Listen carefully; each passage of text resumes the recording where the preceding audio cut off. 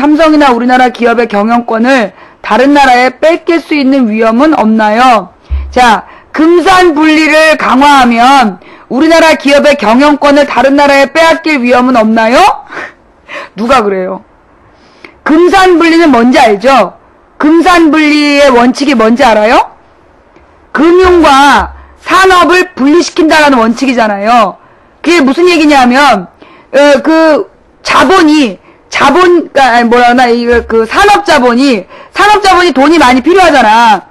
근데 이 돈이 많이 필요한데 돈을 제때제때 지들이 마음대로 대출해서 쓰기가 어려우니까 은행을 소유하려고 그래. 그래서 국민들한테 은행으로 저축을 유도한 다음에 그 저축한 돈을 지 쌈짓돈처럼 막 쓰는 게 이게 금산이 분리가 안 된 상태야.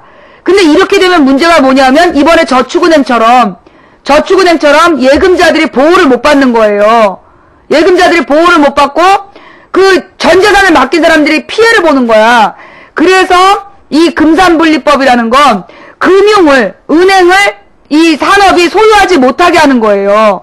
그러니 기업의 경영권과 아무 관계 없는 얘기야. 뭔 말인지 알았어요? 예. 그 민족미래청년님, 금산분리 원칙이라는 게 뭔 말인지 알았어? 기업이 은행을 소유하지 못하게 한 거야. 그 원칙은 강해져야 되는 거야. 알았죠? 지금요, 그러면 삼성이 왜 큰지 알아요? 삼성이 어쩌다가 이렇게 크게 됐는지 알아요? 원래 80년대까지만 해도요, 삼성이 현대나 대우를 못 이겼어. 근데 금성을 못 이겼는데 갑자기 삼성이 크게 된 이유가 삼성생명 때문이에요. 삼성생명을 만들어서 거기를 악착같이 돈을 끌어모아서 그게 다 현찰이었거든. 옛날에는 보험료가 전부 다 현찰이었어요. 그래서 현찰 장사로 어마어마하게 자본을 끌어들여서 그걸로 그 삼성을 키운 거예요. 결국은 그러면 삼성의 주인은 누구야? 생명보험 들어준 우리 국민들이야. 삼성의 주인은 그래서 국민이라니까? 그래서 우리는 삼성을 망하게 하자는 게 아니야. 우리 돈으로 키운 삼성, 우리의 주권, 우리의 이익을 위해 써야 되는데 이익은 몽땅 이건희가 가져가잖아. 이건희 일가가 황제처럼 살면서 우리 돈으로 키운 삼성인데 우리는 주권 하나를 행사를 못해. 그걸 지적하는 거예요. 그 얘기는 이제 또 다른 이야기니까 또 넘어가고. 또 다른 질문? 다음 질문. 지금 부산에서 손학규 지지자들이 난동을 부리고 있어요. 손학규 지지자를 가장한 뉴라이트라고 봅니다, 저는. 예. 손학규 지지자를 가장한 뉴라이트 회원들이라고 봐요. 예.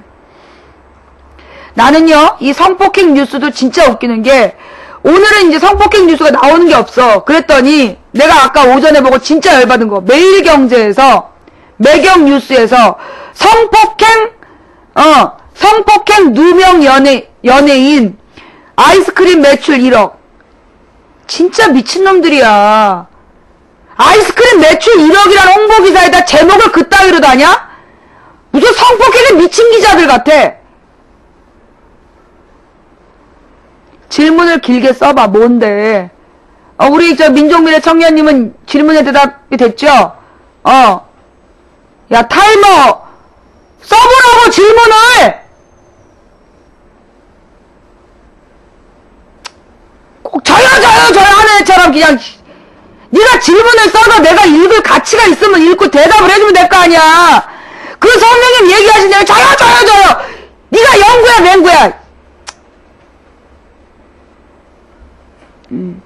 길게 써봐. 질문이 있으면 길게 써. 그럼 내가 그걸 보고 내가 대답할 수 있는 내용 대답해 주는 거지. 예. 마음 상하지 말고 질문해. 삐지겠으면 미안. 질문해. 네.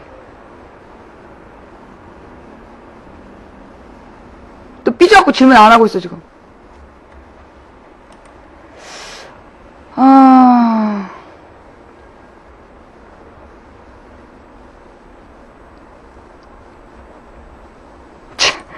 질문을 받아달라고 그렇게 외쳤던 타이머 어디감의 질문이 노무현 시계 사건 어떻게 된 건가요? 뇌물 때문인가요? 아유, 너한테 질문할 기회를 준 내가 부끄러워진다. 일단 얘 벙어리 한번 주시고요. 네. 질문 내용이 노무현 시계는 어떻게 된 거냐. 아유, 등신아. 아, 그것도 질문이 나왔으니까 설명을 해야죠. 이게 어떻게 된 거냐 하면, 그 시계가 약 1억 원짜리 시계라 그러죠? 예. 그 시계가 약 1억 원짜리 시계인데, 노무현 대통령이 임기 중에 환갑을 맞았어요. 임기 중에 환갑을 맞으니까,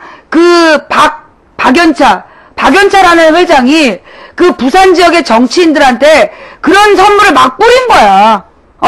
그런 선물을 막 뿌린 거야, 박연차 회장이. 그래서 이제 뭐 정치인들한테 용돈도 많이 주고, 정치인들한테 용돈도 많이 주고, 관계 맺은 사람이 너무 많아. 그래서 가장 대표적인 게 강원도지사 됐던 이광재하고 한나라당 국회의원 박진. 그러니까 여야를 따지지 않고 돈을 다 뿌렸어. 근데 똑같이 돈을 받고 똑같은 코스로 서비스를 받았는데 이광재는 도지사 자격을 잃고 박진은 국회의원 자격을 안 잃었잖아. 그런데 이제 그 박연차가 노무현 대통령한테 환갑 선물이라고 1억 원짜리 시계를 선물을 하려고 했던 거야. 근데 직접 갖다 줄 방법이 없으니까 사람을 통해 갖고 노무현 대통령 친형한테 그 시계를 보낸 거야. 그러니까 또 이 친형이 또 노무현 대통령이 무섭잖아. 임기 중에 형의 집 앞에다가 경찰을 세워뒀대요, 대통령이. 노 대통령이,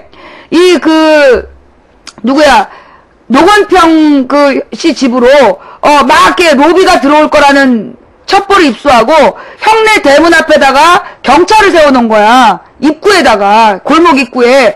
그래서 사람들이 들고 나는 것까지 감시할 만큼, 그래 놓으니까 노건평 이 형이 겁나가지고, 노무현 대통령한테 직접 말을 못하고, 그 영부인 권양숙 여사한테 얘기를 한 거야. 영부인 권양숙 여사한테 사람을 시켜서 박연차가 시계를 보냈는데 어떻게 했으면 좋겠느냐라고 한 거예요. 그러니까 권양숙 여사가 그거 갖다 주면 나 쫓겨난다고. 권양숙 여사가 그 아주버님한테 그 시계 받았다 그러면 나나 아주버님이나 큰일 난다고. 그래가지고 노건평 씨가 그 시계를 권양숙 여사한테 보여주지도 못하고 돈을 가져간 거야. 가지고 와서 돌려줬는지 어땠는지 모른다는 거지. 그런데 이제 그 당시에 사건 조사를 하게 돼요. 조사를 하면서 노무현 대통령이 먼저 조사를 받았어. 그랬는데 노무현 대통령 때 하나도 뭘 건지질 못한 거야, 검찰이. 그러니까 권양숙 여사를 붙들어 간 거야. 그래서 권양숙 여사를 또 그렇게 긴 시간을 했는데 거기서 시계 얘기가 나온 거야. 근데 그 시계 얘기가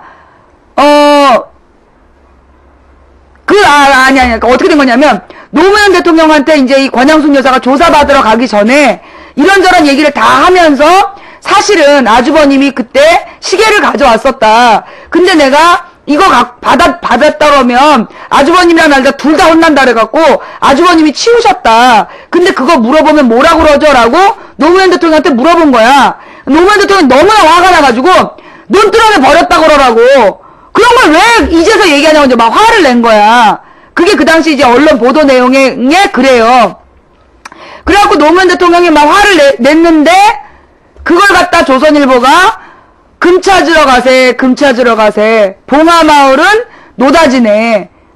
노무현 대통령이 뇌물 시계를 받아서 그 논두렁에 버렸다네. 그렇게 기사를 쓴 거예요. 이거 지금 처음 들어? 형님이 받았는지 안 받았는지 몰라요. 형님한테 박연차가 시계를 보냈다라는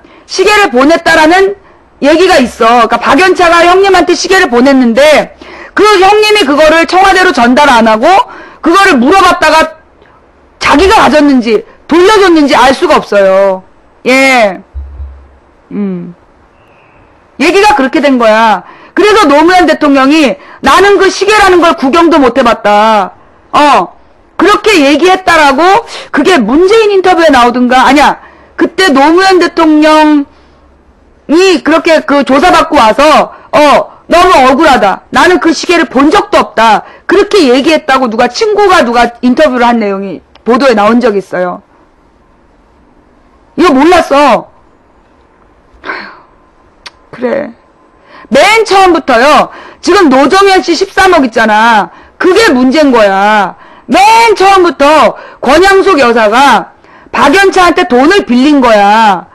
그 딸 부부가, 딸인가 아들인가, 자식이 미국에서 사는데, 그때 무슨 월세 150달러인가 1500달러인가 그런데 살았어. 그래갖고 한국의 대통령 자녀인데 너무나 사는 게 부끄럽다. 근데 박연차가 가족 같은 사이에 뭐 어떠냐 이래갖고 그 노정현 아파트 구하는 비용을 빌려주겠다. 그런 거예요. 그래서 권양숙 여사가 그 돈을 빌린 거야. 근데 그거를 노무현 대통령한테는 숨긴 거지. 그리고 그 당시에 빌리던 순간에는 그 돈이 13억이 아니라 10억이었어요. 그 당시 보도에서는 당시 권양숙 여사가 박연차한테 돈을 빌리던 시점이 12월인가 그랬고, 12월 정도인가 됐고, 그때는 이제 환율이 낮아갖고, 환산을 하면 10억 정도가 되는 거야. 근데 그 돈을 빌려놓고 권양숙 여사가 노무현 대통령한테 얘기를 안 한 거야. 근데 그 얘기를 마지막에 노무현 대통령 돌아가시기 전에, 그걸 권양숙 여사가 사실은 그 돈을 빌렸다라고 얘기를 해서, 그때 노무현 대통령이 모든 게 무너져 내렸다. 그게 문재인 당시에 비서실장이 그때 한겨레 신문에 인터뷰한 내용에 그 얘기가 나와요. 권양숙 여사가 자식의 미국의 아파트 전셋값을 그걸 빌렸다라는 이야기를 듣고 대통령이 너무나 큰 상심을 하시게 된 거다. 이게 얘기가 그렇게 된 거예요. 그러니까 이제 그때 문제가 뭐였냐면 그 10억을 빌린 건 확실한데 그렇다면 그 10억이 뇌물이냐. 그게 논점이었어. 10억이 뇌물이 되려면 뭘 해야 돼요? 그 돈을 받고 대통령이 어떤 권력을 이용해서 뭘 줘야 되는 거야. 그게 뇌물죄야. 그런데 그 뇌물죄가 성립이 되려면 노무현 대통령이 박연차한테 어떤 편익을 제공했다는 게 증명이 돼야 되는데 그 증명을 못한 거예요. 검찰에서 그 증명을 못하니까 그러니까 노무현 대통령이 가서 조사받을 때도 그 얘기를 한 거예요. 내가 임기 말에 박연차에 의해서 아무것도 해줄 수 없는 상황이었는데 나한테 뇌물했다는 게 말이 되냐. 그래서 나온 말이 뭐야? 포괄적 뇌물죄. 포괄적 뇌물죄라는 게 그래서 나온 거야. 그러니까 이게 현실적인 뇌물죄로 적용이 안 되니까 포괄적인 뇌물죄라는 걸 만들어가지고 노무현 대통령을 잡아 넣으려고 했대요. 실형까지 살려고 했다니까. 교도소에 보내려고. 근데 이제 노무현 대통령이 만만치 않잖아. 변호사 출신이고. 그래서 그때 권양숙 여사를 또 이 노정현 문제를 가지고 또 부르려고 한 거야. 처음엔 권양숙 여사도 11시간인가 23시간인가 조사를 받고 나왔는데 거기서 검찰이 건진 게 딱 하나 그 논두렁 시계 얘기했단 말이야. 그러니까 권양숙 여사도 그 노무현 대통령 뒤에 붙들려 가가지고 검찰에 가서 조사를 빡세게 받았어. 20시간인가를 받았는데 거기서 검찰이 건진 게 딱 하나 시계 얘기야. 시계 얘기를 건진 거고 나머지는 공격할 게 없었던 거야. 그러니까 이제 포괄적 뇌물죄라는 걸 가지고 이 10억 문제를 확대하면서 뭐 60억 그 10억이 다음날 20억 되고 그러니까 노무현 대통령이 인정을 한 거야. 내가 10억을 빌린 거 맞다. 하지만 다른 거는 받지 않았고 이건 뇌물이 아니라고 얘기를 했음에도 불구하고 조중동이 다음 날은 20억이다 30억이다 그러더니 나중에는 600만 불의 사나이라고까지 기사를 써요. 그러면서 그 5월달에 5월 23일까지 그게 그 노무현 대통령에 대한 공격이 언제 시작됐냐면 4월 초에 시작이 돼. 4월 초에 시작이 돼가지고 그때 왜 그랬냐. 4월 27일에 재보선이 있었어. 재보선 선거가 있는데 그 재보선 선거를 앞두고 노무현 대통령이 뇌물 받았다는 기사가 막 나오는 거야. 그래서 4월 20일 날 그 시계 기사가 나와. 시계 기사가 나오고 그러면서 내가 그 시계로 완전히 여론이 뒤집어져요. 금캐러 가서 뭐 봉화마을 노다지 사건이 터지면서 내가 그때 열받아가지고 기사를 다 봤어. 솔직히 그때까지는 기사 안 봤어요. 그때까지 내가 4월 20일까지는 노무현 대통령에 대해서 막 그런 기사가 나오는데 안 봤어. 관심도 없었고, 또 별거 아니겠지. 근데 시계 사건이 딱 터졌는데 분위기가 수상한 거야. 4월 20일, 2009년 4월 10일에 시계 사건 보도하는데 분위기가 달라. 이거 뭔가 작전이다. 그래서 내가 그때 기사를 다 뒤져본 거야. 노무현 대통령 수사 과정에 대해서 내가 언론 기사를 다 찾아가지고 사실을 딱 복원을 한 거지. 근데 내가 복원을 하기 전에 20일 날 내가 굉장히 화가 났어. 왜 화가 났냐면 나는 정말 노무현 대통령이 시계를 받아서 버린 줄 알았어. 시계를 받아서 버린 줄 알고, 아니 대통령이 변호사 출신인데 어떻게 그런 증거를 인멸할 수 있냐. 그래서 화가 났던 거야. 그런데 기사를 쭉 읽어보니까 노무현 대통령이 시계를 받은 게 아니야. 형을 통해서 박연차가 전달하려고 했다가 미수에 그친 사건이야. 근데 노무현 대통령이 홧김에 논두렁에 버렸다라고 얘기했는데 그 얘기를 기사에서는 노무현 대통령이 시계를 받아서 논두렁에 버렸다라고 쓴 거야. 그래서 내가 우리 방송국에 가보면 이런 기사가 있어요. 예. 그게 2009년 4월 20일이야. 2009년 4월 20일에 내가 사실 노무현 대통령에 대해서 이렇게 별로 안 좋아했거든. 그때까지. 그래서 여기 딱 보면 나 노무현 무지 싫어한다. 근데 말이지 라는 글을 쓰게 돼요. 노무현 대통령 돌아가시기 전에 노무현 대통령이 그렇게 모욕을 당하는데 아무도 노무현을 위한 변명을 안 하는 거야. 그래서 내가 그때 처음으로 내가 이 글을 써. 망치 부인 노무현 별로 안 좋아하는 건 알만한 사람들 다 안다. 왜 싫어하냐고 물어보면 밤새도록 할 말이 많다. 근데 오늘 아침 라디오 뉴스에서 박머시기 사장 리스트 이야기에 엮여 나오는 노무현 일가 이야기에 비위가 상했다. 무슨 혐의, 누구누구 관련 의혹, 거기다가 받았다는 액수. 당시 환율이 지금에 비하지 못할 만큼 낮았으니 기어이 달러와 금액으로 언급하는 이 권력의 딸랑이들의 눈물겨운 노력. 2012 탱크단 놈들이 해먹은 돈 액수에 비하면 참으로 초라한 금액을 그것도 대가성이라고 확정할 만한 증거도 확보하지 않은 상태에서 땡땡 혐의 네모네모 의혹으로 퍼뜨리는 이 권력의 딸랑이들에게 구토증이 느껴졌다. 어떻게든 노무현을 밟아서 이번 재보궐선거에 흙탕물을 끼얹어 보려는 이 권력에 조잡하고 정화조 냄새나는 협잡에 실소가 났다. 망치 부인이 노무현을 까는 이유는 짧게 말해서 노무현이 망치 부인의 기대에 다 부응하지 못해서다. 그러나 노무현에게 표를 던지지도 않았고 지지해본 적도 없는 놈들이 노무현을 미확인 정보로 동네북 취급하는 데는 비위가 상하는 거다. 정말 간만에 짤짤이 윷놀이 광화문 내거리가 생각나는 아침이었다. 이게 내가 4월 20일에 그 라디오 뉴스를 듣고 쓴 기사예요. 쓴 글이야.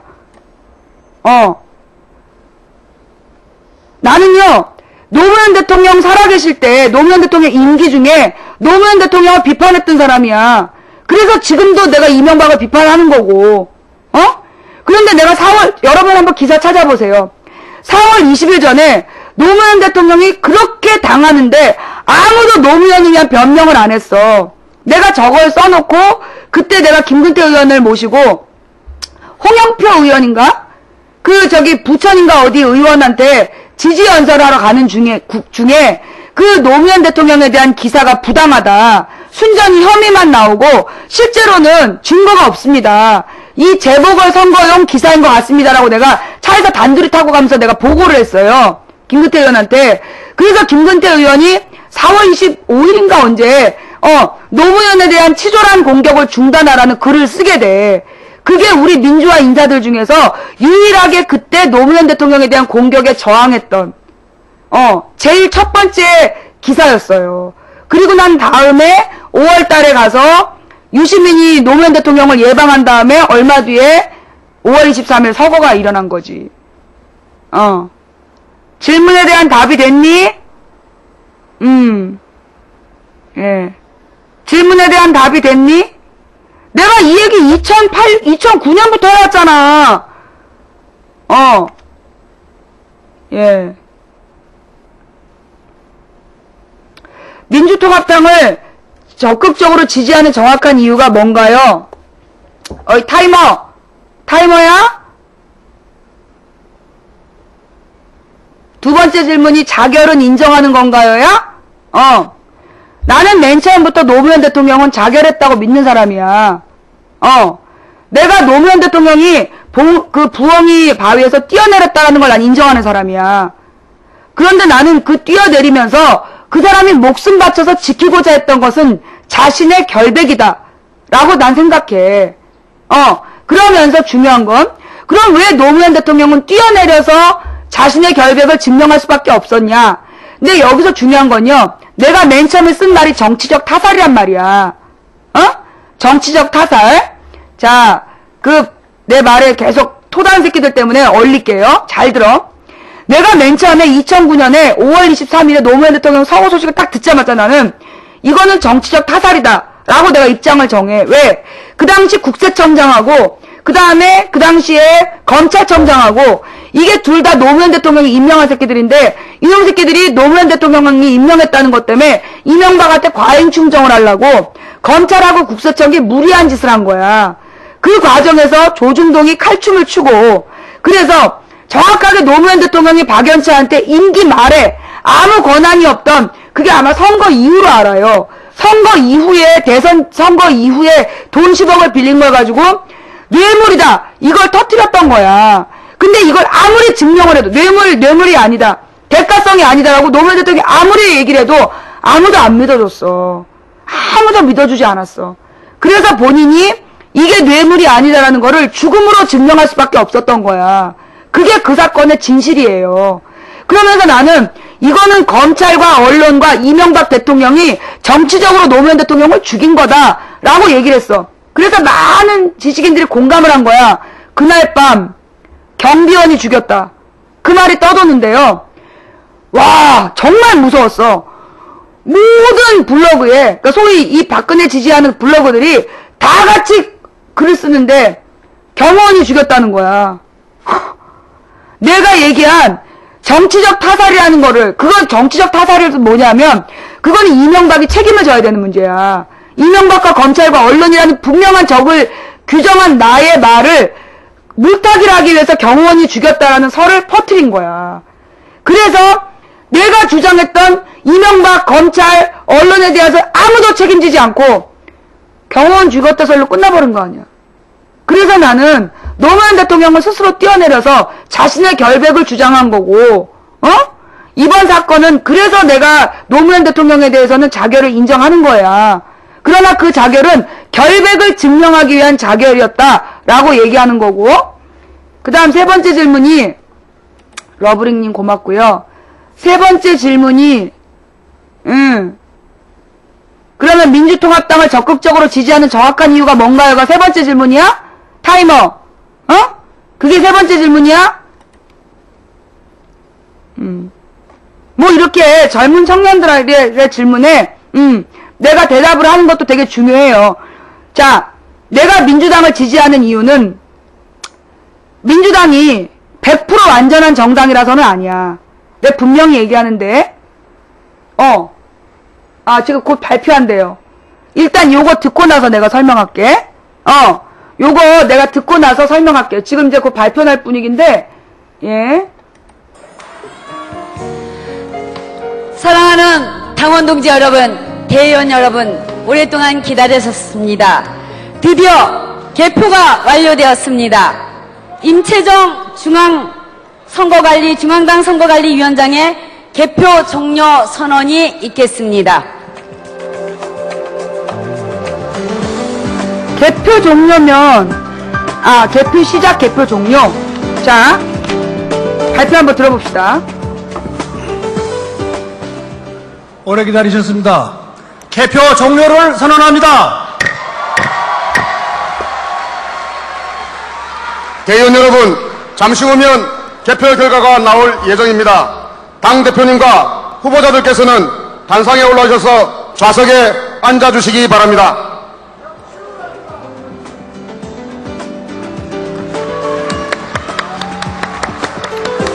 여러분, 실망하지 마세요.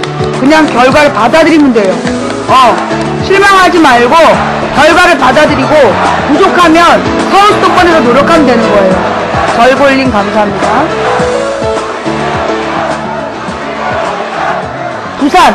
부산 유권자들을 대상으로 한, 그 투표 결과가 나오는 거예요.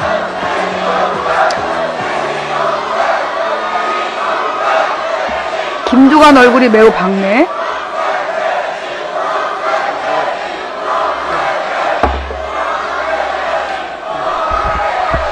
아, 이발에서 이렇게 깔끔해 보이는구나. 하늘다람쥐님 감사합니다. 숑간다님 감사하고요. 정세균에 대한 지지율이 굉장히 높네요. 당원동지 여러분, 오늘 12월 정권교체를 위해서, 민주통합당 정권교체를 위해 수고해주신 우리 네 분의 후보자님께 다시 한번 뜨거운 박수를 부탁드리겠습니다.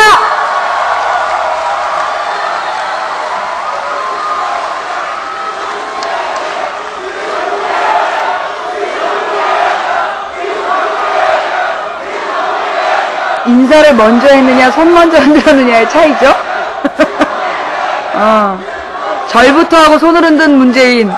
그 다음에 손 흔들고 저랑 손 드디어 임채정 중앙당 선거관리위원장께 개표 결과가 전달되었습니다. 어떤 결과가 나와도 발표는 화내지 마. 후보자 기호 순으로 대의원 투표, 투표소 투표, 모바일 투표 결과와 후보자별 총 득표수와 득표율을 발표하도록 하겠습니다. 그럼 지금부터 임채정 중앙당 선거관리위원장께서 개표 결과를 발표하겠습니다. 존경하는 당원, 대의원, 그리고 국민 여러분, 지금부터 민주통합당 제18대 대통령 후보자 선출을 위한 부산지역 투 개표 결과를 발표하겠습니다.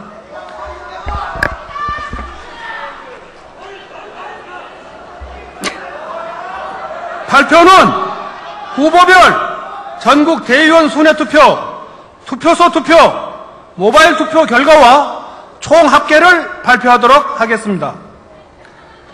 부산지역 투표 결과 총 선거인 단수 43,773명, 투표수 27,371명, 전국 대의원 순회투표율 54.76%, 투표소 투표율 24.84%, 모바일 투표율 67.07%, 총 투표율 62.53%입니다. 후보별 득표수를 발표하겠습니다. 먼저 기호 1번 정세균 후보, 전국 대의원 순회투표 21표, 투표소 투표 20표, 모바일 투표 562표, 총 득표수 603표, 득표율 2.20%.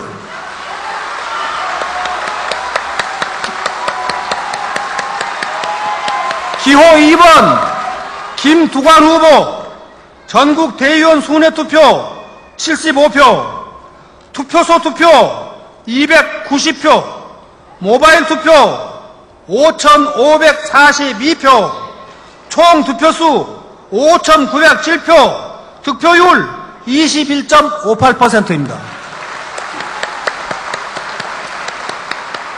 기호 3번 손학규 후보, 전국 대의원 순회투표 59표, 투표소 투표 90표, 모바일 투표 2,577표, 총 득표수 2,726표, 득표율 9.96%입니다.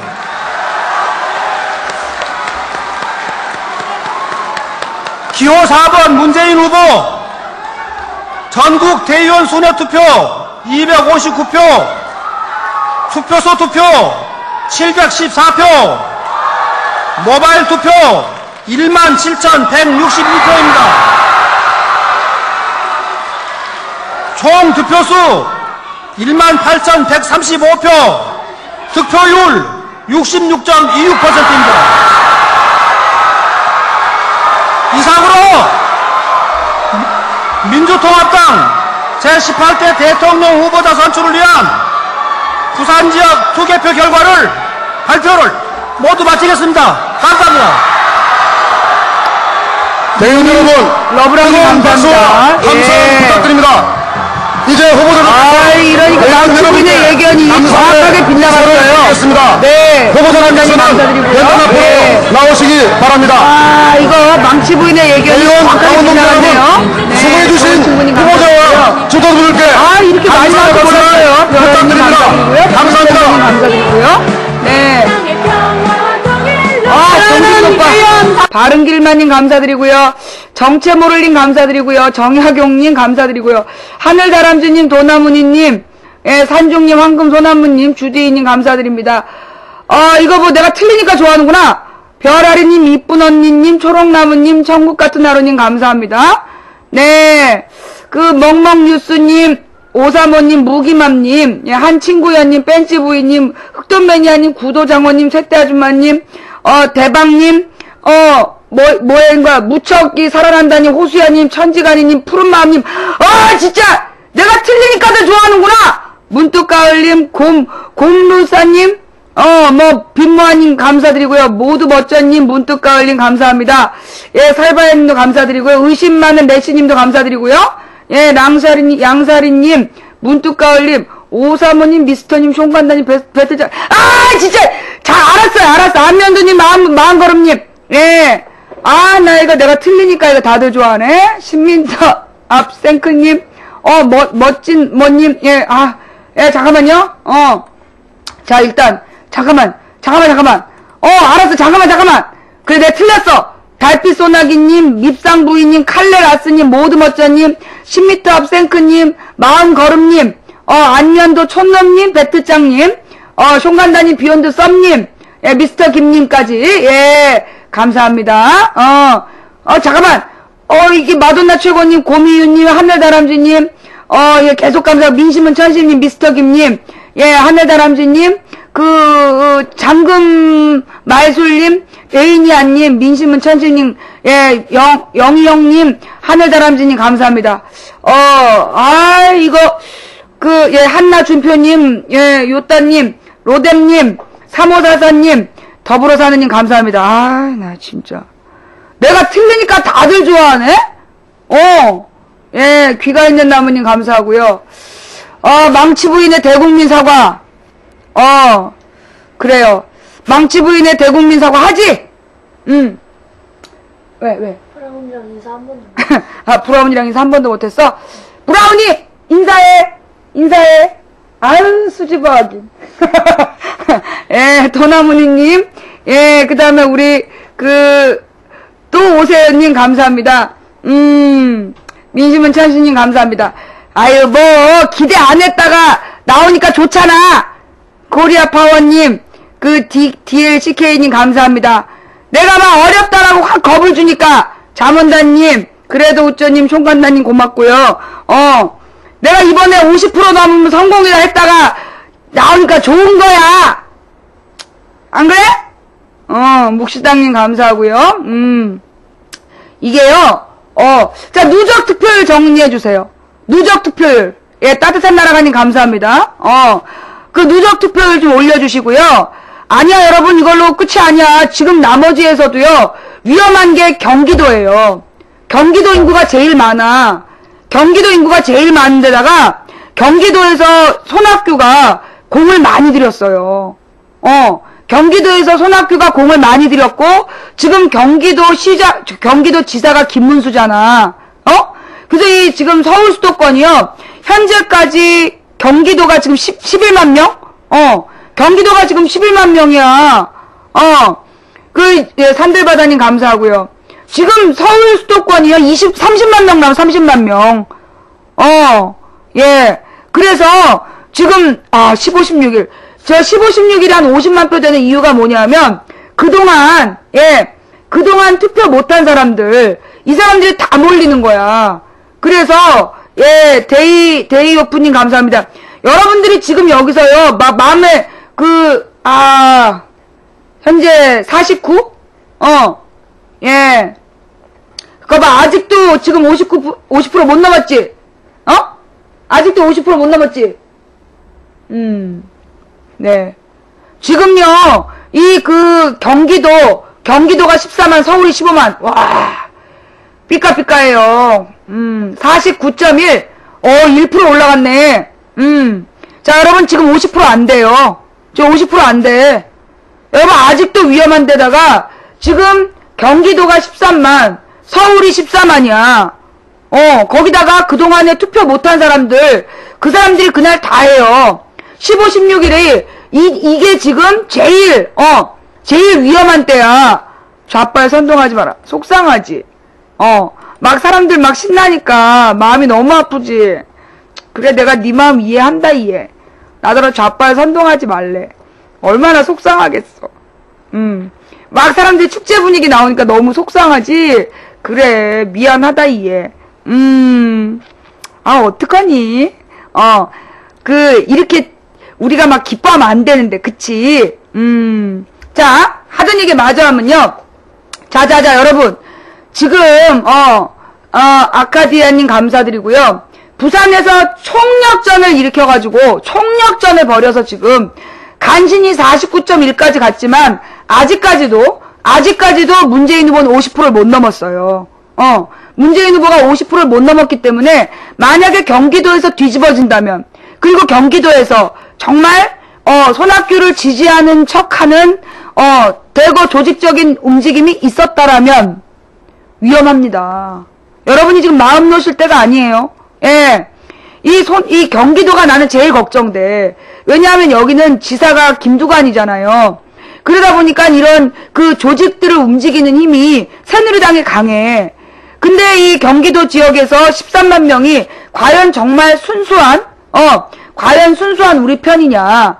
거기에 대해서 내가 확답을 못 짓겠어. 김두관이라 했어? 김문수. 경기도지사가 김문수인데, 짱남님 제2 강남님 감사하고요. 예. 그래서 사실은 경기도 지역의 표가 확실히 우리 편이야. 내가 그거를 잘 못 믿겠다니까. 그래서 지금요, 여러분이 마음을 놓으실 상황이 아니에요. 예. 마음 놓으실 상황이 아니고, 서울도 문재인이 1등 한다는 보장이 없어. 문재인이 1등 한다는 지금 보장이 없기 때문에, 숭인동 거사님 감사합니다. 여러분들이 되게 긴장하셔야 돼요. 지금 남은 게 대구, 경북, 충청, 대전, 세종, 경기, 서울. 예. 자, 이 대구, 경북에서 뒤집어질 거예요. 대구, 경북에서 문재인 표가 많이 안 나올 거라고 봐. 그쪽은 아무래도 손학규 지지세가 좀 세지 않을까. 예상컨대. 이게 흐름상, 새누리당이 좀 새누리당이 센 곳이 손학규 지지율이 세요. 그치?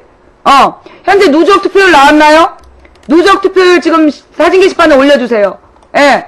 누적 투표율 사진 게시판에 좀 올려주시고요. 그러니까 이제, 새누리 지지세가 센 지역이 손학규 지지세가 세요. 예, 지금 누적 투표율 49.1%랍니다. 예, 누적 투표율, 누적 지지율이 노무현 대통령이다. 문재인 후보가 49.1%, 아직 50%가 안 돼. 그리고 지금 남아있는 게 50%예요. 모바일 50%가 15, 16일 날에. 예. 자, 하여튼, 부산 지역에서 66.26 지지율을 받아, 현재 누적 투표율 49.1%로 문재인 후보가 1등을 달리고 있지만, 앞으로 남아있는 대구, 경북, 이쪽이 이 손학규 지지세가 좀 센 지역이고, 경기도가 또 손학규 지지율이 센 지역이에요. 네. 그렇기 때문에, 지금 여러분들이 그렇게 문재인 지지자들이 말이에요, 이렇게 막 긴장감을 풀고, 됐다! 이렇게 마음을 먹으시면 안 되는 상황입니다. 분명히 얘기했어요. 예. 그 다음에 여러분들이 무엇보다 또 긴장해야 될 이유가 있어요. 내가 오늘부터 다시 정세균 지지. 여러분이 긴장해야 된 진짜 이유는 이건데, 내가 오늘부터 정세균 지지로 돌아섰잖아, 다시. 이 정세균이, 너무 감동적인 연설을 했기 때문에, 내 표는 지금, 일요일날 가서 찍을 표가, 지금 문재인을 찍으려다가 또 살짝 흔들리고 있어. 내가 볼 때는 그게 제일 여러분들의 걱정되는 사안이에요. 내 표를 잡아야 돼. 알지? 내가 지금 누구예요? 문재인 지지율보다, 그러니까 문재인이 부산에서 확 이겼기 때문에, 나 같은 사람은, 야, 진짜 이렇게, 문재인 욕하는 거에 열받아가지고 문재인 딱 지지했던 사람이, 아이, 문재인은 이제 지지할 사람 많구나. 그러면 나처럼, 정세균을 그냥 찍어버린다든가, 그럴 수 있어요. 그러니까 여러분들이, 나 같은 그 흔들리는 민심을 잘 잡아야 돼. 흔들리는 민심을 잘 잡아서, 이 문재인에게, 문재인 지지자들 노력 좀 하세요. 그리고 말이에요, 오늘 하나 칭찬할 게 있어. 뭔데? 김두관이 오늘 선거 과정에 대해서 디스하지 않은 거, 과묵한 선배님 감사합니다. 내가 이제 이 문재인을 지지했던 이유가, 손학규, 김두관이 편먹고, 너무나 이 민주당 경선 자체를 비난했기 때문에, 내가 이제 문재인 지지 선언을 했었던 거잖아. 근데 내가 오늘 그 한시적 지지를 이렇게, 다시 흔들리게 된 이유는, 김두관이 맘 잡고, 오늘 민주당 디스 안 했지? 그치? 이 선거에 대한 디스를 안 했잖아. 모바일 디스도 안 하고, 본명이 김재동님 고마워요? 그래서 내가, 김두관이 이렇게 마음을 정리한 걸 보면서, 과외사님 고맙고요. 그래서 내가 이제, 문재인 지지에 대한 선언을, 다시 이렇게 살짝 내린 거지. 김두관이 이제 그렇게 못된 물이랑 어울리지 않은 거. 우리 두관이가 달라졌어요. 해삼소주님 감사하고요. 이게 2대2 구조로 계속 이렇게 공격해 들어가면 누가 1등을 해도 문제이고요. 나는 무엇보다 손학규는 나이가 이번이 마지막이야. 근데 김두관은 다음에 기회가 또 있을 수 있거든? 근데 김두관이 손학규랑 같이 움직이는 바람에요. 김두관은 뭐를 잃었어? 다음에 얘는 다음 기회도 잃는 거야 이번에. 계속 김두관이 손학규랑 같이 가다 보면요. 이게 김두관의 이제 우리 특히 망치부인 같은 사람은 한번 낙인 찍히면 절대로 안 돌려주잖아. 한번 딱 찍히면 나한테 찍히면 나는 절대로 안 돌아와. 돌실라이님, QK님 감사합니다. 근데 이제 이 김두관이 오늘 뭐라 그러나 민주당 디스를 안 한 점은요. 나는 매우 높이 평가해 줘야 된다고 보고요. 우리가 말이에요, 여러분. 옛날에 내가 누구한테 들었더라? 누구한테 얘기를 들었는데, 조중동이라는 단어는 잘못됐다. 그 얘기 우리 같이 들었나? 한홍구 박사님이 그랬던가? 조중동을 우리가 묶어서 욕한 거, 그거는 잘못된 거다. 왜냐하면, 조선일보는 분명히 나쁜 짓을 했지만, 동아일보는 조선일보만큼 나쁜 짓을 하진 않았다. 그리고 나름대로 이 동아일보가 조선일보보다는 덜 나쁜데 우리는 싸잡아 조중동이라고 묶어서 욕을 하는 바람에 걔네들이 한꺼번에 다시 뭉쳤다는 거야. 우리가 조중동이라고 묶어 욕하면서 걔네들이 더 뭉치고 더 강해졌다는 거지. 그 무슨 얘기냐면요. 걔네들을 궁지로 몰아서 한 팀으로 만들었다. 그렇게 얘기를 하시더라고요. 제끼님 감사하고요. 누구한테 들었는지 기억이 안 나는데, 그래서 내가 들은 게 뭐냐 하면, 지금 이제 오늘 김두관이 잘했으면, 타이거일님 고마워요. 김두관은 칭찬해줘야 돼. 그래서, 이 김두관이 오늘 이렇게 디스 안 한 거는 칭찬을 받고, 다시 기회를 받을 수 있다. 다시 다음번을 노릴 수 있다라는 생각을 해야 얘가 이 민주당 경선 과정에서 사고를 안 치지. 만약에 계속 싸잡아서 손학규 김두관을 같이 싸잡아 욕해버리면요. 김두관도 끝까지 그 방향으로 가요. 그러면 이 경선 자체가 절반의 실패가 되는 거야. 그러니까 김두관은 칭찬할 땐 칭찬해주면서 손학규 김두관의 커넥션을 깨야지. 손학규 김두관의 커넥션을 깨서 김두관 쪽 지지자들이 막판에 뭐 이렇게 올바른 대세로 딱 힘을 몰아주는 그런 분위기가 유도가 돼야 이제까지 나왔던 모든 문제가 정리가 되는 거야. 그치? 그래야 그동안에 민주당 경선이 불공정하다라고 막 얘기했던 후보들이 그게 아니구나. 지금 이제 어떤 결과가 나오든지 간에 이 후보는 우리 당의 후보다. 이렇게 얘기했을 때 명분이 생기는 거예요. 그치? 그래서 내가 이제 오늘 정도에서는 김두관에 대한 문재인에 대한 지지율을 내가 내리는 거야. 문재인 지지율을 내가 내리면서 여러분 긴장하라는 거예요. 문재인 지지자들은 긴장해라. 대구 경북하고 경기도에서 연속해서 그 김두관, 문재인이 또 40%대가 나와버리면 위험하다. 집중하고, 그 다음에 마지막까지 정신 집중해라. 안 그러면은 그 결선 투표 가면서 또 상처내기, 그러면서 우리가 9월 23일에 우리가 결론을 내봤자, 누가 그 공은 다 집어먹어? 안철수 출마 선언해. 추석 전에, 그 9월 24일부터 8일 사이에 안철수 출마 선언이 예정되어 있어요. 그러니 그러니까 우리가 9월 16일 안에 끝내고 승리적인 분위기를 막 몰아치지 않으면 안철수한테 또 다 먹히는 거야, 민주당은. 그래, 정신 똑바로 차려라. 그 다음에 김두관이 오늘 디스 안 한 건 적극적으로 칭찬을 해서 계속 디스하지 못하도록 강제해 나가야 된다. 그리고 이 민주당의 지금 이 지도부에 대한 비판 세력이 누군지 오늘 우리가 봤잖아요. 민주당에 대한 비판 세력이 누군지 계속 추적을 해야 돼. 그래서 그들이 다수의 민주당 당원이 아니라 조직적으로 동원되고 그리고 전국을 같은 놈이 또 쫓아다니고 있다라는 거를 우리가 증명을 해내면 그러면 어떻게 돼요? 당신 전체가 뭔가 문제가 있으니 왜 그런 거예요? 우리나라 국민들이 믿는 게 있어. 아니 땐 굴뚝에 연기 나랴. 아니 땐 굴뚝에 연기 나는 것처럼 보이게 할 수 있어요. 쟤네들은요, 아니 땐 굴뚝에 연기 나게끔 보이게 할 수 있어. 그러니 우리 국민들이 아니 땐 굴뚝에 연기 나겠어? 지도부가 뭐 잘못했으니까 사람들이 떠들겠지. 알고 보니까 동원된 애들이야. 떠든 애들 동원된 애들이야. 옮겨다니면서 떠드는 애들이야. 이걸 우리가 전면적으로 알려야 돼요.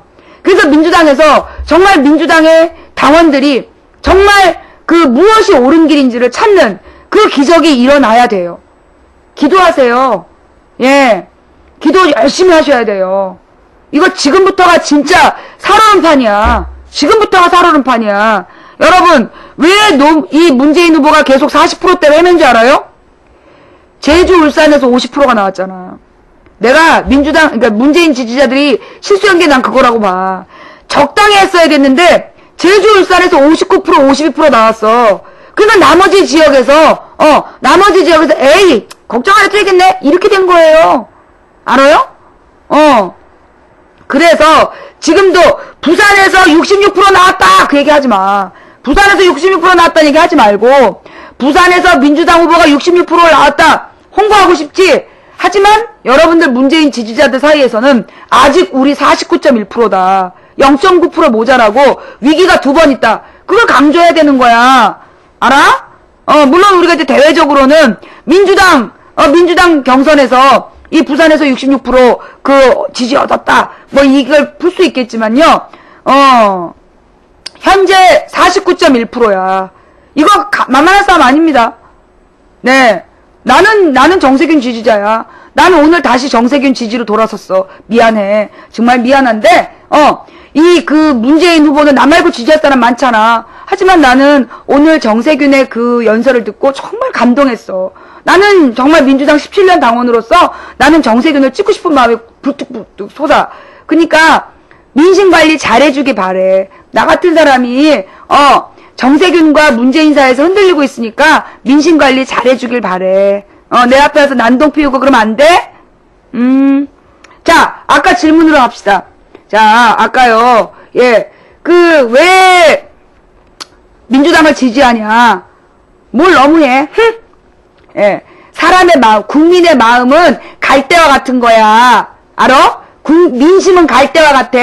그러니 민심을 한 번 정하면 불변이려니 그건 박근혜 지지자들이지. 박근혜 지지자들이나 불변의 마음이지. 우리 야권표는 언제나 흔들릴 수 있는 거야. 그 흔들리는 민심을 잘 감안해서 열심히 노력하란 말이야. 알았어? 자, 망치부인은 왜 민주당을 지지할까요? 자, 봐요. 여러분 있잖아요. 선거는 누구를 당선시키기 위해서 선거를 하는 게 아니라 가장 나쁜 사람을 떨어뜨리기 위해서 선거하는 거예요. 자, 선거에 나온 사람들이 누구야? 선거에 나온 사람들. 정말 국민을 위해 봉사하고 싶은 사람일까요? 그 선거를 통해 권력을 잡고 싶은 사람이 나와. 이 민주주의 국가에서 이 간접선거는요, 이 간접선거 대표자에게, 막강한 권력이 주어져요. 그러다 보니, 선거에 나오는 사람은 막강한 권력을 노리고 나온 사람들이야. 권력을 얻기 위해서. 그러면 권력을 얻으려는 사람들인데 그러다 보니 그 사람이 정말 국민을 위해 봉사하려는 사람? 웃기지 말라고 그래.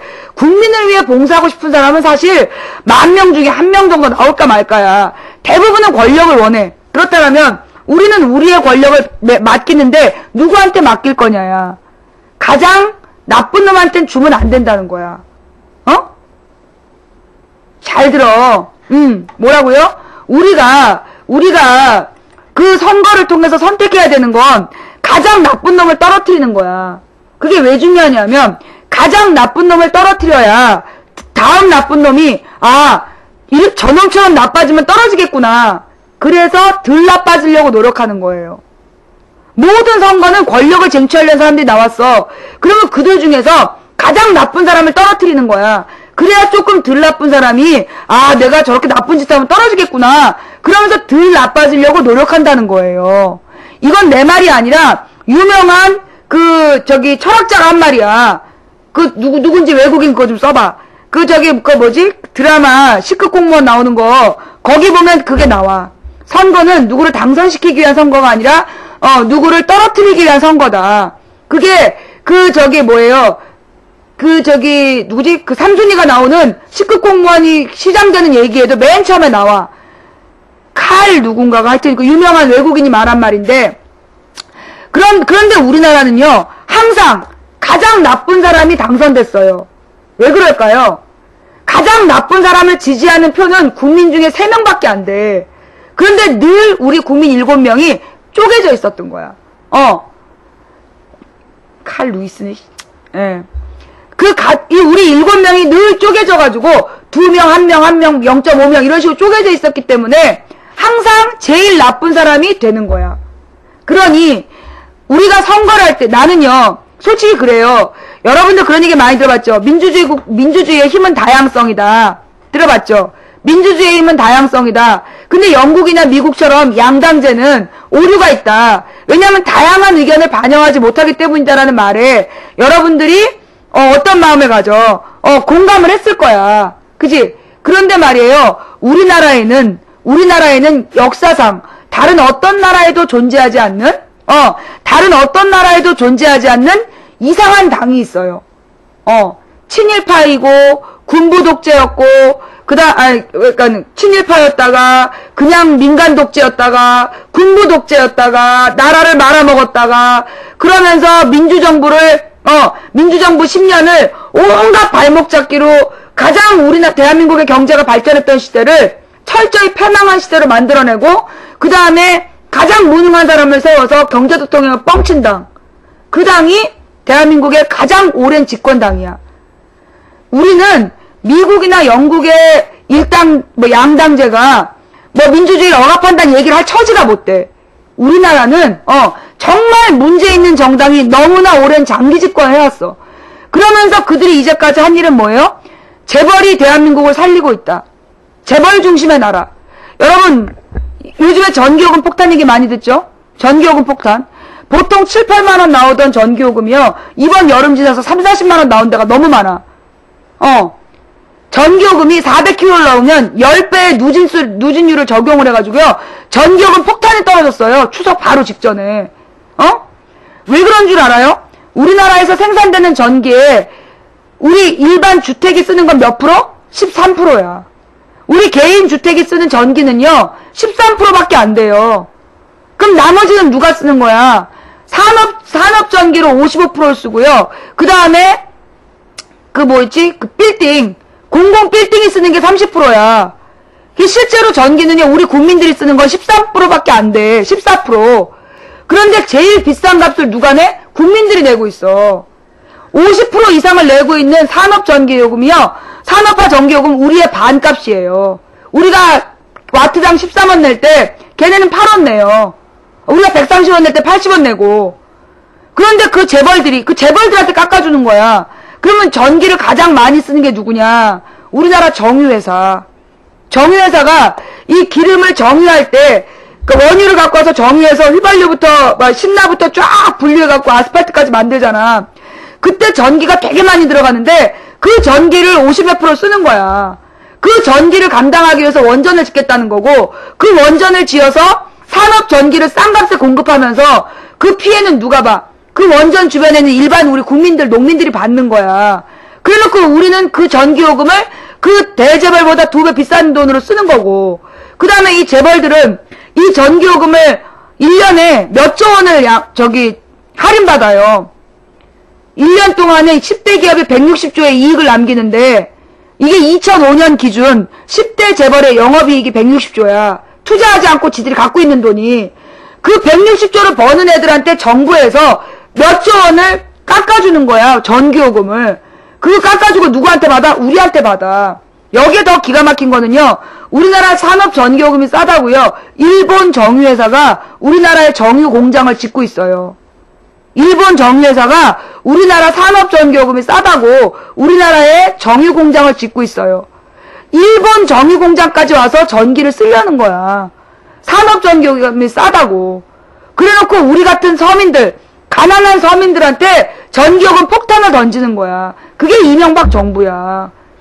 그런 일이 어떻게 가능했는지 알아요? 이제까지 이 나라를 이끌어왔던 이 당이, 그 당이 자유당에서 공화당으로 이름 바꾸고, 민정당으로 바꾸고, 민자당으로 바꾸고, 신한국당으로 바꿨다가 한나라당으로 바꾼 그 당이 파란 잠바를 빨간 잠바로 갈아입고 재벌 중심의 정책을 펴다가 갑자기 경제민주화를 외쳐. 2007년에 이명박이 뭘 약속했는지 아세요? 반값 등록금, 반값 아파트. 기억나죠? 747 경제성장. 국민이 원하지 않으면 4대강은 안 한다. 그 모든 약속을 팡 깨버리면서 하는 말. 표를 얻기 위해선 뭐든지 한다. 표를 얻기 위해선 뭐든지 한다고 지가 거짓말했다 그러잖아. 지금 그 당이 경제민주화를 얘기해. 경제민주화라는 건 뭐냐? 빈부격차를 줄이는 거야. 우리 고등학생들 이 대학교 올라오기 전에 경제 수업을 들으면 그 빈부격차를 나타내는 지표를 몇 개 배워요. 뭐 5분위 배율, 10분위 배율 이런 걸 배우고, 그 다음에 무슨 곡선이더라? 부를 평균하게, 모든 국민이 평균하게 나누는 게 일직선이고, 대각선이고, 거기에 실제로 사람들이 가지고 있는 부의 정도를 표시를 해서, 요렇게 이제 그래프가 그려지면, 그 그래프가 그려진 상태에서 이 대각선과 요 그래프 사이의 면적, 그 면적이 넓을수록 빈부격차가 심하다. 로렌츠 곡선. 로렌츠 곡선을 그려서 완전 평등과 로렌츠 곡선 사이에 이 두 선이 만드는 면적의 넓이를 가지고 그게 1에 가까울수록 후진국이고, 제로에 가까울수록 선진국이다. 그 지니계수라는 거를 배워요. 엔겔계수는 소득의 몇 퍼센트가 식료품비냐를 따지는 거야. 그래서 엔겔지수가 높은 나라는 후진국이고, 그 다음에 이제 이 지니계수를 따져서 선진국 정도를 따지는 거야. 다른 말로 뭐냐 하면, 선진국이다! 그러면 뭐냐? 빈부격차가 적은 나라를 선진국이라 그래. 왜?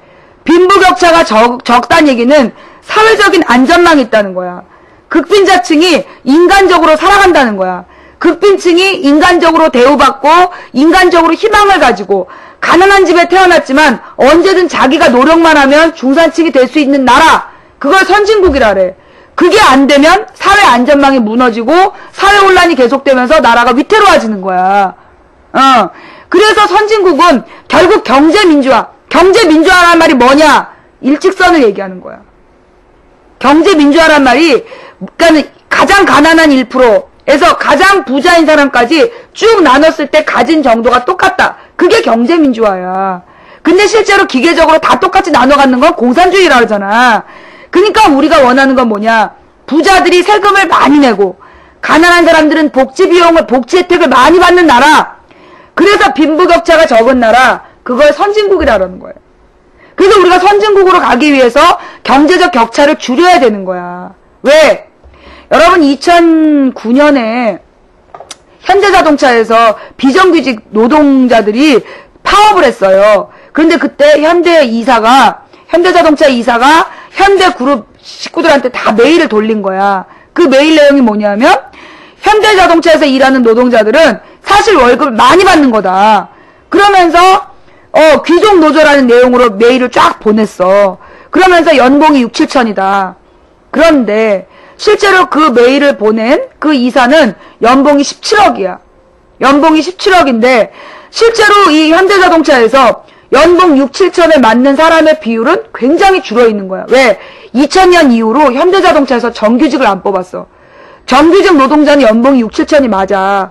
그런데 현대자동차에서 정규직을 뽑지 않고 다 비정규직으로 뽑은 거야. 비정규직으로 뽑아서 월급을 얼마 줬어? 연봉 2천. 그래서 한 달에 실질 소득이 150, 160이야. 150, 160을 받으면서 그 3교대로 일을 하는데 한 번 일을 할 때는 원래 3교대인데 2교대로 갔다든가 한 번 일을 하면요 이게 기계가 돌아가는 거야. 이게 자동차가 라인이라고 생산 라인 이게 계속 조립을 하면서 따라가는 거야. 그래서 만약에 이 사람이 화장실이라도 갔다 그러면 거기 문제가 생기는 거야. 한 번 이게 그 라인이 가동이 되면요 멈추질 않는 거예요. 그러면 이 그 조립하는 사람이 아무리 화장실 가고 싶어도 참아야 되는 거야. 그 조립하는 시간을. 그래서 다 같이 쉬고 다시 그걸 조립을 하고 그것도 서서 앉지도 못하고 자동차 공장 가끔 텔레비에 나오잖아. 어? 그런 일을 하는데 원래는 월급을 4, 500 받아야 되는 사람들인데 150 주고 그 일을 시키는 거야. 그래놓고 연봉 17억 받는 이사가 연봉 17억 받는 이사가 편지를 보낸 거야. 편지를 보내서 뭐라고 얘기했냐. 이 사람들 연봉이 낮은 게 아니다. 실제로 실질 소득이 150 정도밖에 안 돼요. 왜냐? 이 사람들이 받는 돈이 200 얼마를 받는데 그 중에 뭐를 건강보험료 16만원 내고 그 다음에 국민연금 24만원인가 20만원인가 내. 그리고 나면 200 얼마를 받아가지고 이 사람 거기다가 또 웃기는 거 무슨 장갑 같은 거 있잖아요. 장갑이나 작업장 비용 이런 것까지 이 사람들한테 다 내라고 그래. 그래서 월급 받아갖고 그걸 다 내고 나면 실제로 집에 갖고 들어가는 게 160만원 밖에 안 되는 거야. 실질 소득이. 그런데 연봉 17억 받는 이사가 그럼 봐봐. 연봉 17억이면 이 사람 월급이 얼마야? 1억 몇천이야. 월급이 1억 몇천인 사람이 160만원 받는 노동자들더러 이 사람 월급이 작은 게 아니라고. 그리고 편지를 보낸 거야. 그때 우리가 따져보니까 월급이 100배 차이더라고. 월급이 100배 차이 나는 이사가 비정규직 노동자가 돈 충분히 받고 있다고 편지를 보낸 거야. 그래서 우리가 다 분노한 거예요. 그게 뭐냐면 비정규직을요 회사가 뽑지 않아요.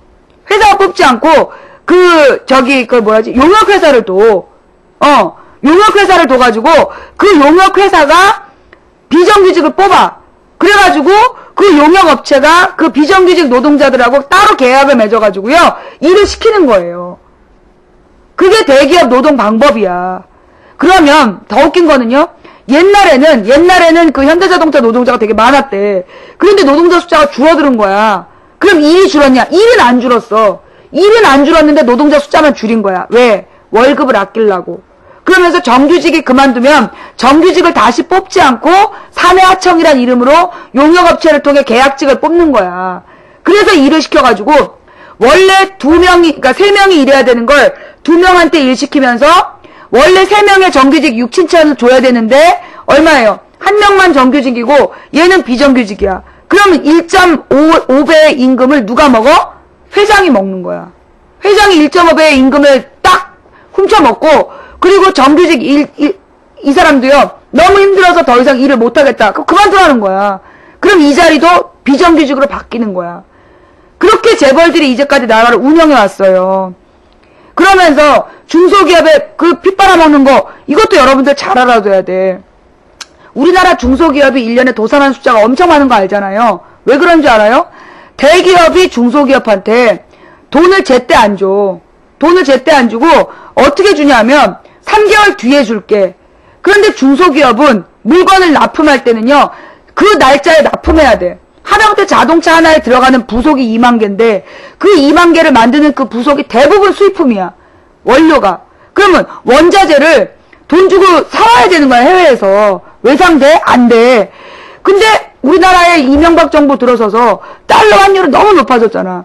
비싼 환율을 주고 그 달러를 바꿔. 그래서 그 달러를 바꿔가지고 그걸로 원자재를 사. 근데 또 원자재가 중국이 여러분 중국 가봤어요? 내 중국에 베이징 한번 가봤는데 기가 막힌 줄 알았어. 와 길에 전부 다 아우디야. 아우디, 벤츠, 도요타. 중국 베이징에는요 전부 외제차예요. 얼마나 차가 많은지 몰라. 그 차들 이거 다 중국에서 만들어. 중국에서 만들어갖고 파는 거야. 그러니 전 세계에 있는 모든 자원이 중국으로 다 빨려 들어가는 거야. 그러면서 전국의 자원값이 올랐어. 전 세계 자원값이 오른 거야. 자원의 가격은 올랐어. 근데 이명박이 수출업자들만 유리하게 해주려고 고환율 정책을 폈어. 그래서 중소기업은 비싼 돈을 주고 외화를 사서 그걸로 가뜩이나 값이 올라 원자재를 사갖고 와서 부품을 만들어 납품을 해. 근데 대기업에서 그러면 원자재 값이 올랐으니까 납품값을 올려줄까요? 납품값을 올려달라고 그러면요, 계약을 끊어요. 그래서 울며 겨자 먹기로 중소기업은 옛날하고 똑같은 가격으로 납품을 하는 거야. 그러면 이 사장님 어떻게, 회사 어떻게 운영해? 그래서 그 중소기업의 노동자를 비정규직이나 외국인 노동자로 바꾸고 월급을 몇 달 물린 다음에 얘 불법 노동자예요! 신고해갖고 월급을 띄어먹는 방법으로 회사를 유지를 하는 거지. 근데 그걸 노무현 대통령이 못하게 막아버린 거야. 불법 체류자를 다 없애버렸어.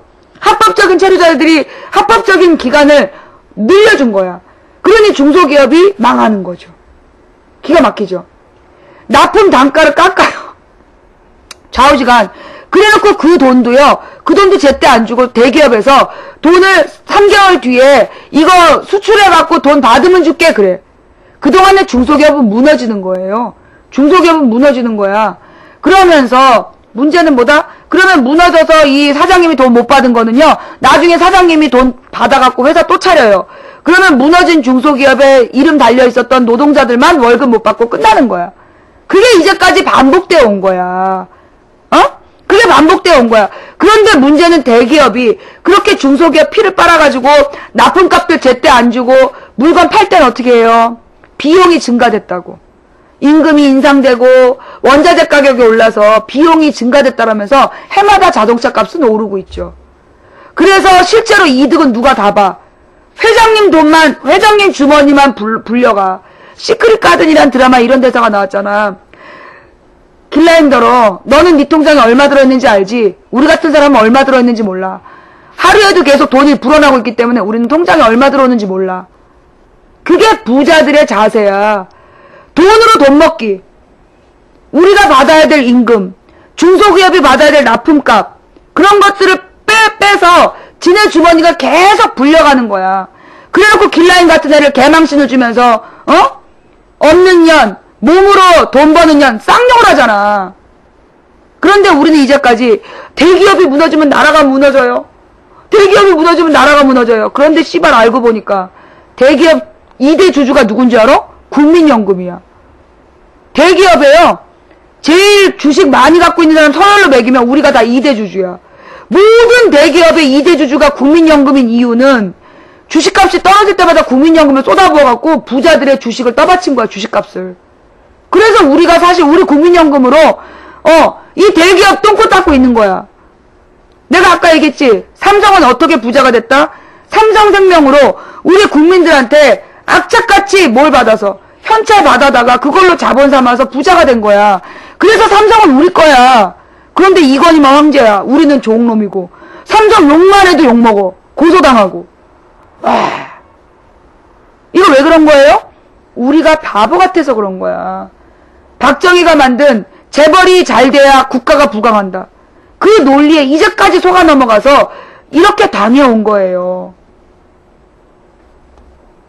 우리 국민들이 이런 내용을 잘 알고 이걸 바꿔야 돼. 자, 오늘 망치 부인이 얘기 듣고 질문은 그럼 왜 민주당을 지지하느냐?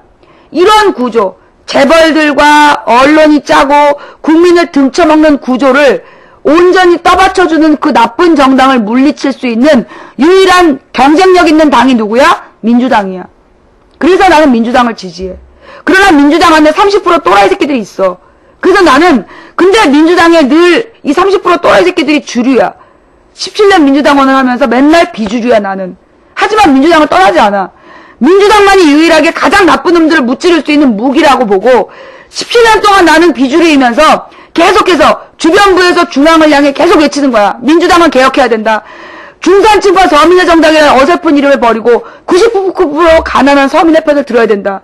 그렇게 계속 외쳐왔어.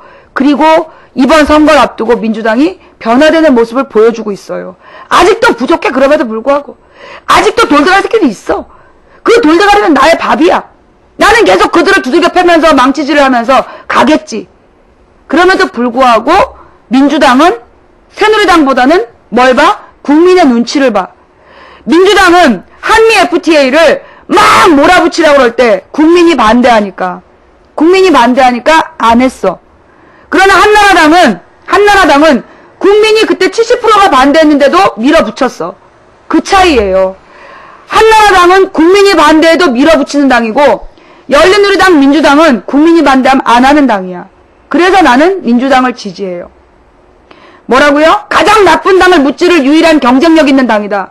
그 다음 국민이 반대해도 밀어붙이는 당이고 국민이 반대하면 안 하는 당이다.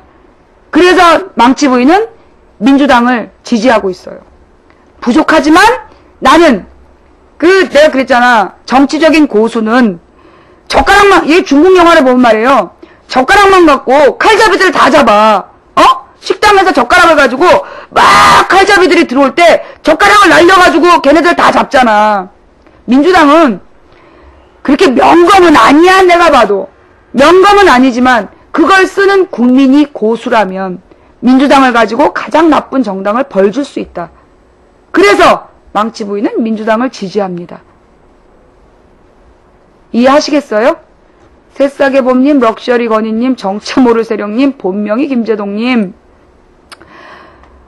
자, 망치부인은 민주당이 완벽해서 지지하지 않습니다. 민주당을 가지고 세상을 바꿀 가능성이 있기 때문에 지지합니다. 여러분들은 민주당을 강제로 지지하라는 거 아니에요. 민주당을 이용하라는 거지. 예.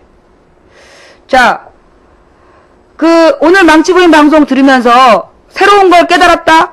손? 망치부인 방송 들으면서 새로운 내용을 많이 알게 됐다. 손? 문재인 현재까지 누적 지지율 49.1.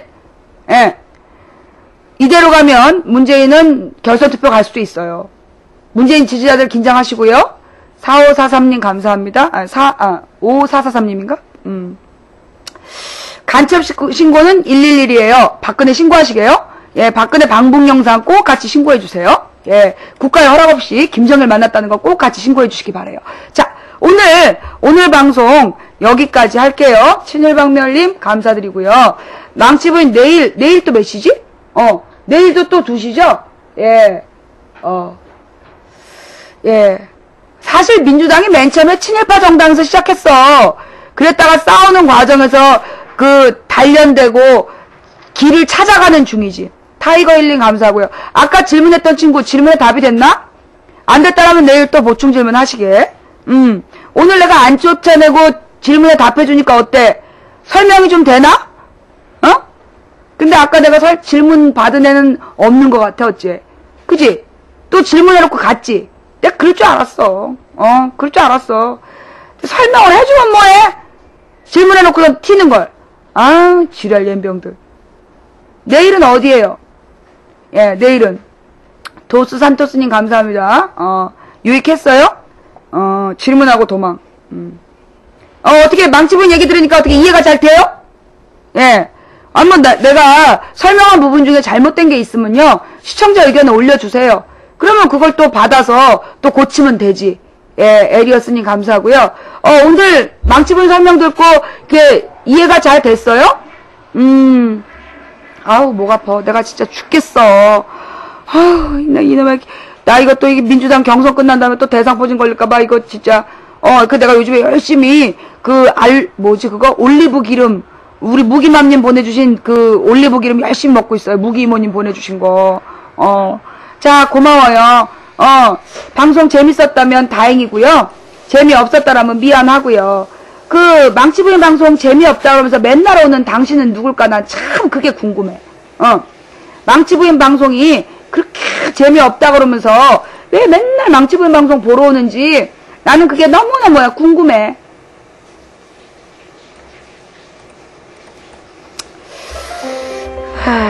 예.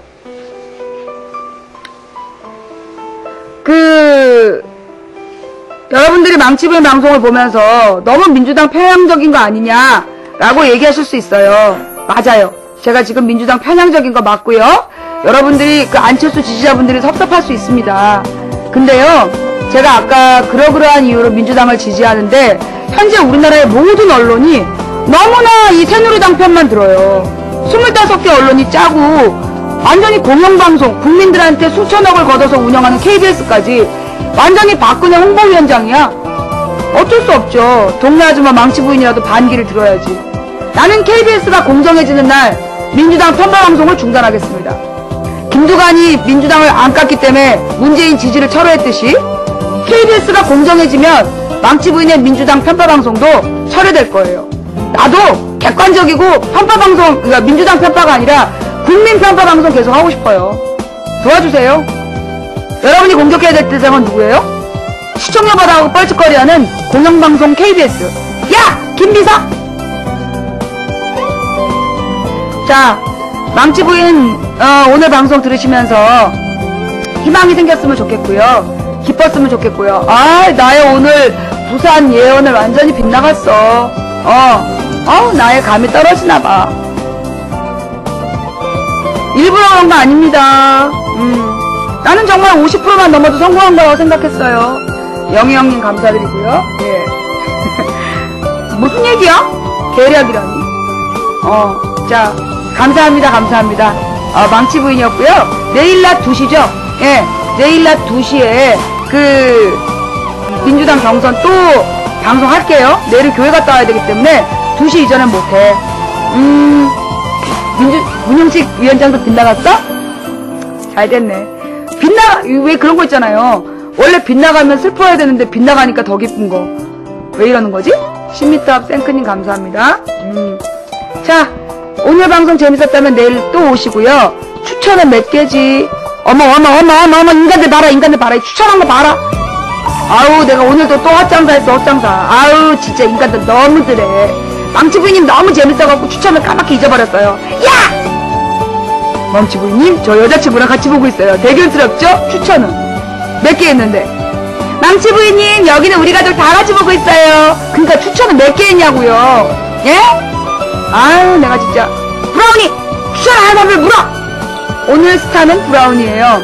예, 우리 아주바님께서 구하기 어렵다는 브라우니를 나를 물라고 보낸 건지 모르겠지만 저시간 우리 집으로 브라우니가 왔어요. 앞으로 마음에 안 드는 짓 하시면 수알라님 고마워요. 우리 브라우니가 상대해 드릴 겁니다. 예. 네. 아휴, 너무나 그동안 망치 부인이 말이에요. 너무나 사실 섭섭했어. 누가 망치 부인 잡아가지도 않고 탄압하는 것도 없고. 근데 이제 비로소 검찰이 망치 부인 알아봤다는 거. 그동안에 내가 이 검찰 수사관을 내가 잘 꼬셔갖고 우리 편을 만들어갖고 검찰 수사관이 너무나 친절했어요. 그랬더니 이번에 검찰 수사 라인을 바꿨어. 갑자기 막 소리 지르는 수사관이 왔어. 예. 그래가지고 내 방송 중에 전화해놓고 내가 방송 끝난 다음에 일정이 있어갖고 안 되겠다. 그랬더니 막 소리 질러. 얼굴 보러 가려고요. 예. 자, 감사합니다. 지금까지 도봉구 참동사는 불량주부 망치 부인이었습니다. 예. 내일 낮 2시에 만나요. 방금 들으신 노래는요, 음악은 박은주의 Endless Heart. 예. 하트? 나한테 그런 거 물어보지 마! 영어야.